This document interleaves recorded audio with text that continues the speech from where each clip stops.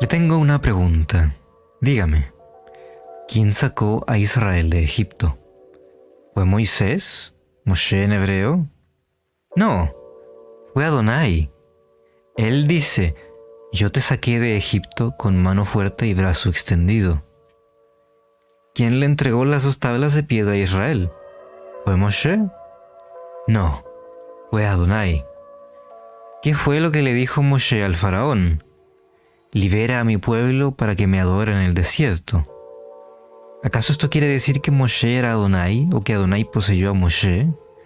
De ninguna manera, porque existe algo que se llama agencia divina. Cuando Moshe tiene el encuentro con Adonai en la zarza y fue enviado, él le dice, yo te he constituido Elohim para Faraón.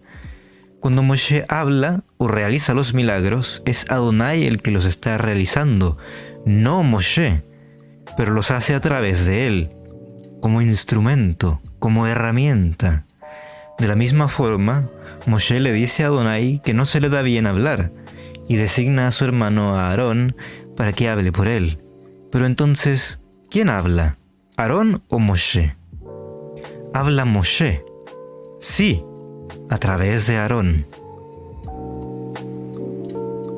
Adonai le dice a Moshe, yo levantaré para ellos un profeta como tú de entre sus hermanos.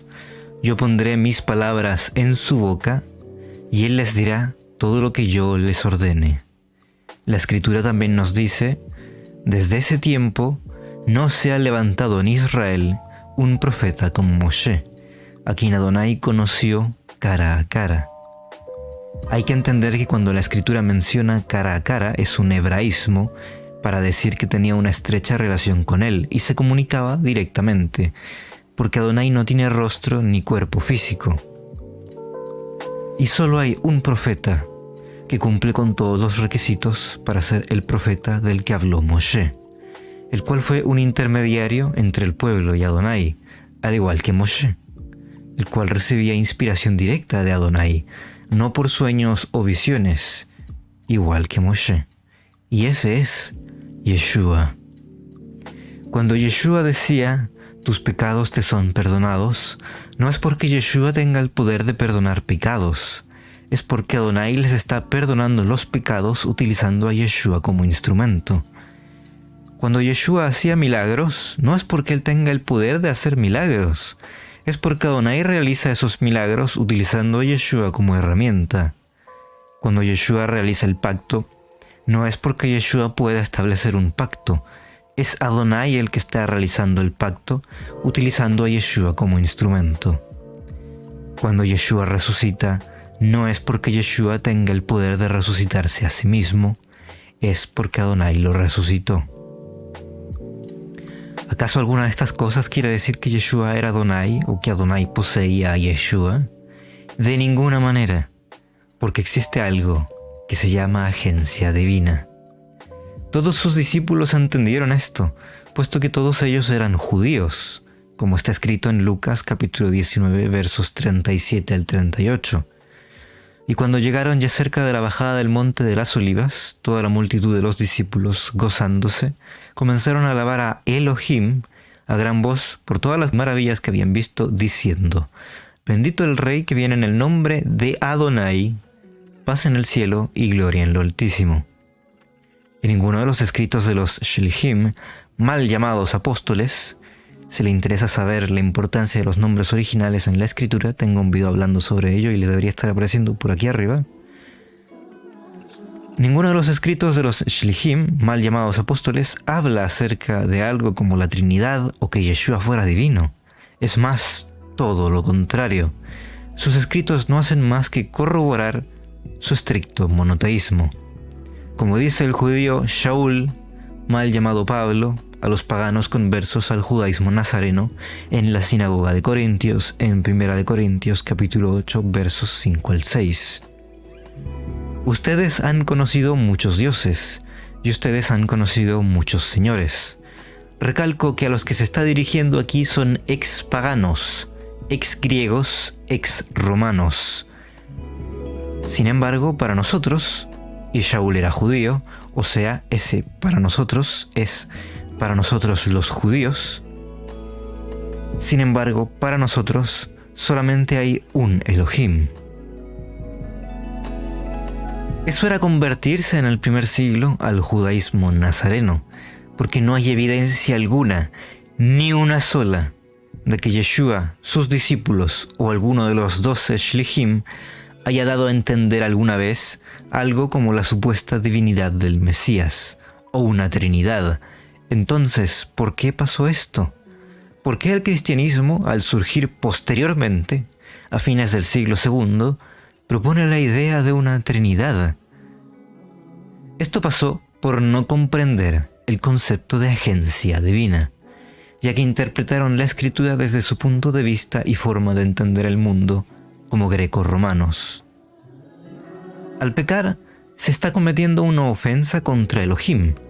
Cuando tú pecas, estás tomando algo que es legítimamente suyo y lo estás pisoteando, lo estás deshonrando, y por lo tanto es necesaria una restauración. La justicia divina requiere que se le dé a Elohim lo que se le ha quitado y con exactitud matemática. La humanidad es quien necesita darle esa satisfacción, puesto que es la humanidad la que ha pecado contra él. Pero los humanos no tenemos la capacidad de pagarle a Elohim lo que le debemos, puesto que debe ser proporcional. Las personas mortales, finitas, no pueden hacer una compensación infinita por la ofensa cometida contra la justicia infinita de Elohim. No hay forma de pagar tal restitución. Además está escrito, en Deuteronomio capítulo 24, verso 16, los padres no morirán por los hijos, ni los hijos por los padres, cada uno morirá por su pecado. Y en Yirmiyahu capítulo 31, verso 30, más bien cada uno morirá por sus propios pecados. Es decir, ningún hombre puede responder por el pecado de otro hombre. Entonces, ¿cómo es posible que en el Mashiach Yeshua hayan sido puesto el pecado de todos nosotros? ¿Cómo puede ser justificado esto? Y es que es Elohim mismo quien paga. Es Elohim mismo quien realiza la satisfacción de su propia justicia. Es Elohim mismo, no el Mashiach, quien paga. Es Elohim mismo quien paga el precio de nuestra redención. No es un hombre pagando el precio por todos los hombres, es Elohim mismo pagando el precio. Y al no comprender el concepto de agencia divina, el cristianismo entendió, bajo la influencia de ideas greco-romanas, que la justificación adecuada debe ser por alguien que sea divino, esto es Elohim mismo, pero que por el otro lado, esta satisfacción sea pagada por alguien que represente a la humanidad. Por lo tanto, afirma el cristianismo, la satisfacción debe ser realizada por alguien que a su vez sea infinito como Elohim y a su vez hombre como nosotros. Entonces, si Elohim por sí solo realiza el pago es meritorio, pero no beneficia al hombre porque no está presente. Y si solo el hombre paga, entonces no es meritorio, porque el hombre mismo no tiene suficiente mérito. Así llegó el cristianismo a la idea de la Trinidad del Mesías, que Jesús sea Dios como si no tuviera nada de hombre, y hombre como si no tuviera nada de Dios, un Dios hombre. Y si crees esto, no eres judío, y si no crees en esto, no eres cristiano. Y el cristianismo llegó a esta conclusión porque intentó comprender todo desde un punto de vista y concepción greco-romana, es decir, un entorno pagano, donde los semidioses y las deidades encarnadas eran algo común y de todos los días. Eso significó para los teólogos cristianos, todos ellos filósofos, que la única respuesta posible era la encarnación de un Dios, aplicándole lamentablemente al Elohim de Israel lo que los paganos tenían acostumbrado a hacer, ya fuera por desconocimiento o por malicia, para conquistar el imperio romano desde dentro y tenerlo unido bajo una única religión. ¿Cuál es la forma correcta de interpretar todo esto? Entonces, ¿cómo fue que los seguidores de Yeshua, los judíos nazarenos, entendieron esto originalmente en el primer siglo? Muy simple. bajo el concepto de agencia divina. Y ya es momento de explicar qué quiere decir todo esto. No es necesario que Elohim se haga hombre para pagar infinitamente, porque lo infinito no se puede hacer finito y seguir siendo infinito. Lo inmortal no se puede hacer mortal y seguir siendo inmortal, porque es una contradicción ontológica.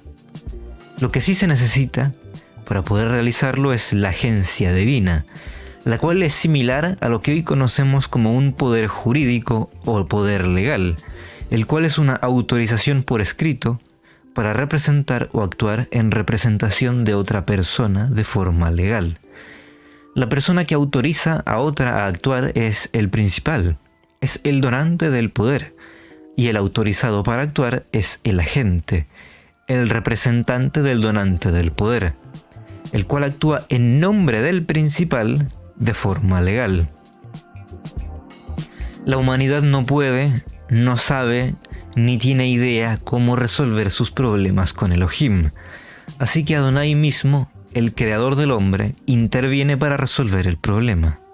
Toma un hombre, como tú y como yo, de carne y hueso, su Mesías, su ungido, y entonces Adonai le entrega un espacio jurídico firmando una carta, un poder legal, y se la entrega al Mesías en su mano y le dice: haz esto en representación de mí a favor de ellos.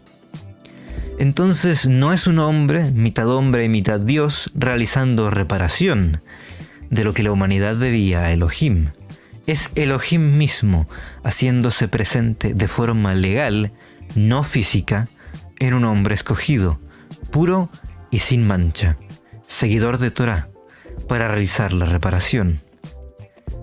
No es entonces un hombre divino o un Dios encarnado, sino por el contrario, es el siervo sufriente, quien legalmente representa a Elohim por un lado y al hombre por otro. Y así es como se entiende ahora correctamente lo descrito por Shaul en 2 de Corintios capítulo 5 versos 18 al 19. Y todo es de Adonai, quien por medio del Mashiach nos ha reconciliado con él, y nos ha dado la obra de esta reconciliación, la cual es que Adonai estaba en el Mashiach, de forma jurídica, no física, reconciliando la humanidad a él, sin tomar en cuenta a los hombres sus pecados, y nos ha confiado el mensaje de la reconciliación. ¿Se acuerda de lo que mencionamos al principio del video? De la misma forma en que Mashiach recibe este poder legal de la agencia divina, es que Moshe actúa en nombre de Adonai para liberar a Israel de Egipto. Y así como Adonai envió a Moshe a liberar a Israel de Egipto, él envió a Yeshua a liberar a la humanidad del Egipto espiritual. Como le fue dicho a Abraham: vete de tu tierra, de tu parentela, de la casa de tu padre, a la tierra que yo te mostraré. No a la tierra que él quiso, la que más le gustó, la que más le acomodara, o la que le dijera a alguien más, haciéndose pasar por la verdad a la vez que le dice que no es necesario guardar los mandamientos porque ahora está en la gracia, sino a la tierra que él le dijo.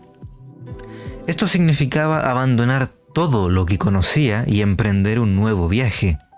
Asimismo, a nosotros Adonai nos pide abandonar todo lo que conocemos, nuestras costumbres, nuestra forma de pensar y entender las cosas, dejar de celebrar fiestas de origen pagano que nada tienen que ver con las fiestas bíblicas, despojarnos de todo y volver a aprender a caminar, esta vez por el camino correcto.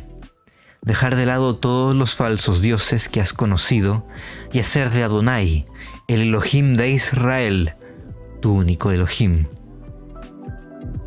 Es momento de que el cristianismo regrese a sus raíces hebreas y repare esa corrupción de la fe judía que predicaron los Shilhim y el mismo Yeshua. Porque la humanidad es esclava del pecado, y como nos dice Primera de Yohanan capítulo 3 verso 4, cualquiera que hace pecado traspasa también la Torá, pues el pecado es transgresión de la Torá, lo sepas o no, la ignorancia no es excusa. La única forma de ser libres del pecado es arrepintiéndose, creyendo en Yeshua como el Mashiach redentor y guardando Torá. Si se omite cualquiera de estos 3 puntos, seguirá en pecado. Los judíos tradicionales actuales cumplen Torá, pero no aceptan a Yeshua como Mashiach. Y el cristianismo cree en un falso Yeshua, un Jesús de túnicas griegas, por lo cual no se arrepienten ni cumplen Torá. Ambos siguen en pecado, porque no son capaces de lograr una restitución de sus transgresiones, y el otro, porque al no ser capaz de discernir lo verdadero de lo falso, vive cometiendo pecado. Es tiempo de que salgas del engaño y seas esta vez libre de verdad. Rechaza la modernidad, rechaza tus costumbres, retorna al origen.